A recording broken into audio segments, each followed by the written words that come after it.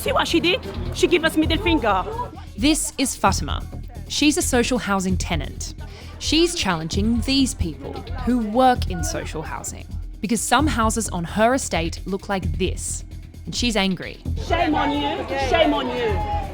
That middle finger, keep it for yourself. These people are all dressed up because they're going to an awards ceremony to celebrate the successes of the social landlord industry. Shame on you! They've been invited here as examples of best practice. But Fatima and these other protesters say now's not the time to celebrate because hundreds of thousands of social tenants live in unacceptable conditions. $4 grand the table! Shame on you! And Fatima says her home is making her sick.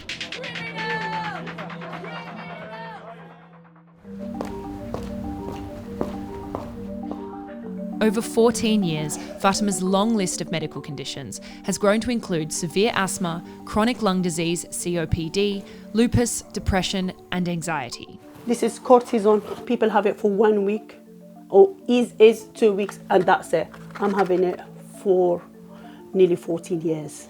Never been stopped. It was 14 years ago that Fatima moved onto this estate in East London. She was a hard-working dental nurse with very few health problems. She says living in this damp flat has taken all of that away from her. And what have you got next to your bed here? Okay, I got my oxygen, my nebulizer. The one have to be with me all the time. This is all my medication, the one is in here. Yeah. For years, doctors have been urgently asking the Housing Association who own this flat to review her living situation.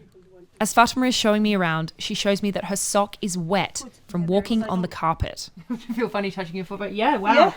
Yeah, the bottom of your foot is wet. Because I took the sandals. Yeah, it's wet. Yeah. It's wet. Fatima's home may be embellished with gold and silver trimmings, but behind the glittering decorations, hiding in the cracks, is far less glamorous. This is every single time. This one is, I'm so sorry, twice a week the lady come and spray something. The family is paying a cleaner to come twice a week and have to replace the carpets every other year. This one is all wet. All wet. Fatima lives in this small flat with her 3 children and her husband. 8 years ago, her husband became her full-time carer. Her 3 kids all sleep in this room together. Do you worry about the mould and damp? Yeah, my own health. Fatima has been on her council's priority wait list for more than 3 years, both because the flat is overcrowded and her medical conditions. But over 1.2 million people in the UK are waiting for a council home, almost 25,000 in Tower Hamlets alone, where the family lives. The housing association that runs this block, Peabody, has installed some modifications for Fatima's disabilities and tried to address the damp. But Fatima says none of it has helped, and the family need a new home. So Peabody have offered you 2 alternative properties. Why didn't you take them? The first one is all damp. All damp.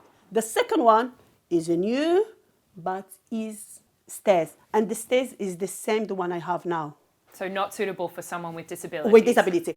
How's it left you feeling, having lived here for 14 years? Killing me.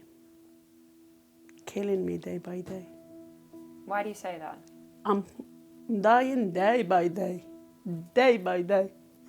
100%. I'm not scared from no one, just from Allah subhanahu wa ta'ala. I'm saying true. I'm living in this house.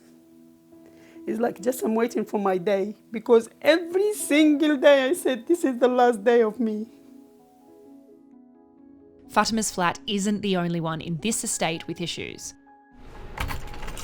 Residents of Nags Head have established a tenants association, asking Peabody to fix the problems in the building. Kevin, who chairs that group, wants to show me around another flat on the block. Wow. Oh my God.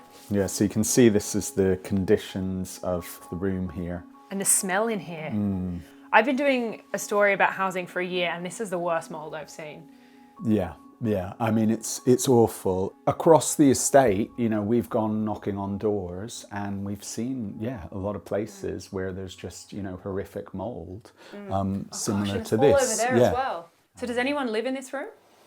At the moment, it's almost impossible to, but there have been people in here. And all over here as well. Yeah. It also makes you think about what Fatima's house would look like if she didn't constantly wipe the walls. Yeah, that's right. That's right. So, I mean, it's like a daily task. Nags Head residents say the issues here are extensive and that Peabody hasn't properly addressed them. So when Fatima heard that social tenants from around the country wanted to protest at the Affordable Housing Awards and that Peabody was nominated, she was determined to go, even though she knew getting to Manchester would be a struggle. Tenants across the country feel powerless, let down by a system that's supposed to protect them. That's because social homes are being sold off or demolished much faster than they're being built. So councils are turning to private housing associations like Peabody to plug the short supply. Peabody built more social homes than any other housing association last year. 1 in 10 social homes are below the government's decent home standard, even though that's illegal. Social housing has been in the spotlight since the death of Awaab Ishak, a 2-year-old boy whose Rochdale council flat exposed him to extreme mould. Since then, the Housing Ombudsman, which deals with complaints around social housing, has found landlords have failed their tenants in more than half of cases raised about damp and mould. Awaab's death also led to the Affordable Housing Awards being called off in 2022. But they're back this year, and Fatima's made it too, along with plenty of others demanding change. As the guests arrive for their £400 luncheon ceremony, they're greeted by protesters. I want to know what they make of the protest. Would you mind telling us why you're here today? But not everyone wants to talk to me. Are you up for an award? Do you think they have a fair right to protest? No comment. I've got nothing to say. Other attendees do want to speak to us.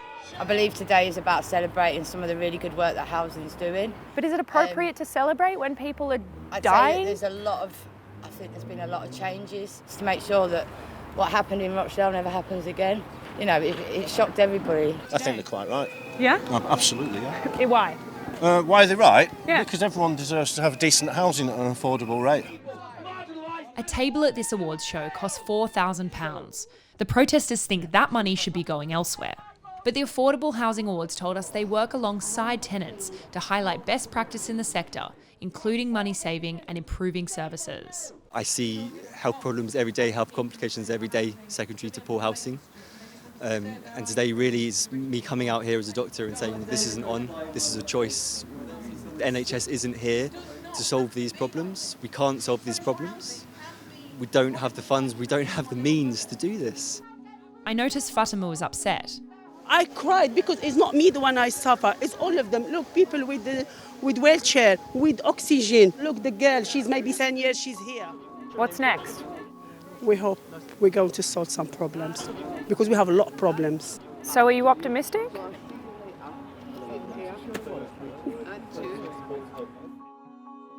Earlier this year, the government passed a long-awaited Social Housing Act to crack down on poor social landlords, including more regular inspections and time limits to address issues. But both the council and Peabody acknowledge there's still an acute social housing crisis and a desperate need to build more homes, especially of family size. The council told us there are hundreds of applicants in Tower Hamlets with the same housing needs as Fatima, but they are committed to building 4,000 more social homes.